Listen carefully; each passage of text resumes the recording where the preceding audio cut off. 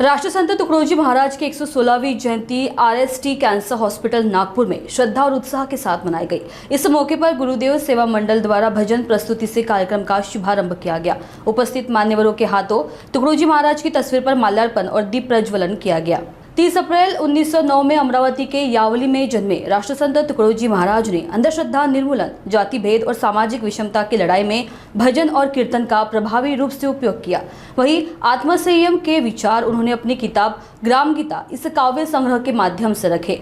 तुकडोजी महाराज की 116वीं जयंती नागपुर के RST cancer hospital में मनाई गई, जहां उन्हें नमन कर याद किया गया। कार्यक्रम का स्वागत भाषण हॉस्पिटल के अतिरिक्त निदेशक डॉक्टर विकास धानोरकर ने किया। उन्होंने तुकडोजी महाराज के विचारों की वर्तमान समय में प्रासंगिकता पर प्रकाश डाला। इस अवसर पर 2 कैंसर से विजयी रहे मरीजों का सम्मान किया गया। कार्यक्रम का संचालन डॉक्टर बी.के. शर्मा ने किया।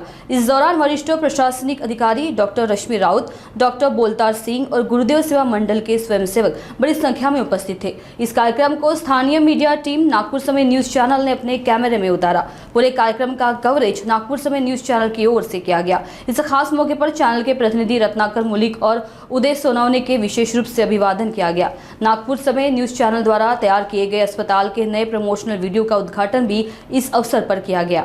राष्ट्रसंतांच्या 116व्या जयंतीनिमित्त आपल्याला मनापासून शुभेच्छा। आमच्या मित्राने काही गोष्टी अजूनही उल्लेख केला, त्यासाठी सहकाऱ्यांचे त्यांचं मनापासून कौतुक।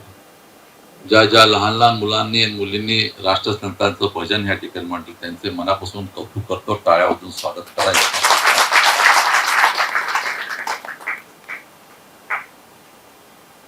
चांगला असा राष्ट्रसंत तुकडोजी महाराजांच्या उपक्रमाबद्दल लोकांना माहिती व्हावी, त्याबद्दल भाऊ आपण जे कर्तव्याची जाण करून दिली त्याबद्दल सुद्धा तो मनापासून कौतुक।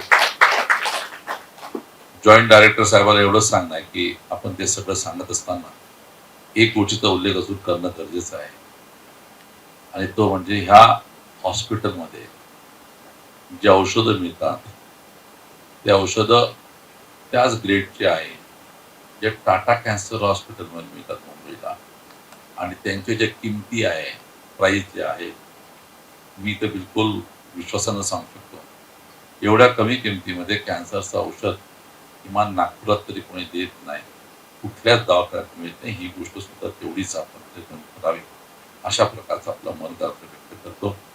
मी आज चांगल्या प्रकारे आपण सगळेजण उपस्थित झाला त्याबद्दल मनापासून आभारी। शर्माजी म्हणजे शर्माजी आहे, त्यांच्याबद्दल किती बोलावं किती नाही बोलावं माझ्यापाशी शब्द पुरे आहे, पण इथे आणण्याचं काम एक चावलाजी आणि शर्माजी दोघच लोक होते, नाहीतर मी इथे आलोच नसतो त्या ठिकाणी। असो, हॉस्पिटलची इमारत काही दिवस नक्कीच उशीर नक्की झाला, पण रुकेगा नहीं। आपको मालूम है शर्मा जी, अपन रेवेन्यू कमिश्नर के ऑफिस से जब निकले तो मैंने छोड़ो शर्मा जी, चल रहा हो जाएगा, आगे पीछे चलता रहता है, उसमें कोई और मोठी बात नहीं। पण मी मनापासून आभारी आहे, आणि आज तुम्ही आम्ही सगळ्यांना देशवासियांनी एकत्र राहण्याची तेवढी नितांत विचाराची गरज आहे।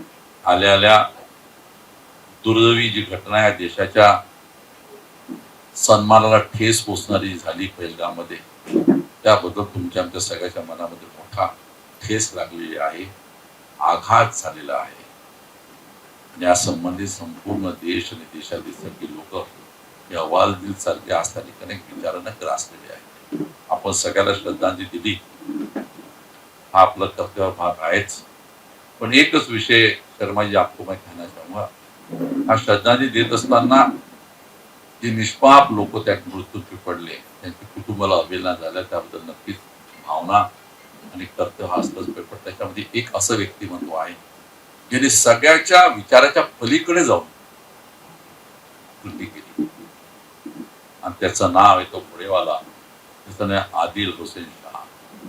तर म्हणजे आदिल हुसेन शाह हा समाजानं कुठे काहीच नव्हता त्याच्यात, आणि तो याच्यासाठी मारला गेला की त्याने त्याच्या अंगात चाल करून गेला, जो टेररिस्ट होता त्याच्या अंगावर चाल करून गेला, म्हणून त्याला मृत्यू पडला। खऱ्या अर्थानं ही ह्या देशातील सामान्य माणसानं, अशिक्षित माणसानं, शिक्षित नाही अशिक्षित माणसानं ह्या देशप्रेमाबद्दल दाखवलेली कृती याला सुद्धा त्या ठिकाणी आपण सगळ्यांनी त्याच पद्धतीनं त्याचं एक विचार करून गौरव केला पाहिजे असं मत व्यक्त करतो. आपण सगळेजण आज चांगल्या प्रकारे या महाराजाच्या जयंतीत उपस्थित झालोय. महाराजांचाच विचार ह्या देशातील सर्वसामान्य माणुसकीला जगण्याचा विचार देतील असं फक्त मत व्यक्त करतो. आभार मानतो आणि आपल्या शब्दाला विराम देतो.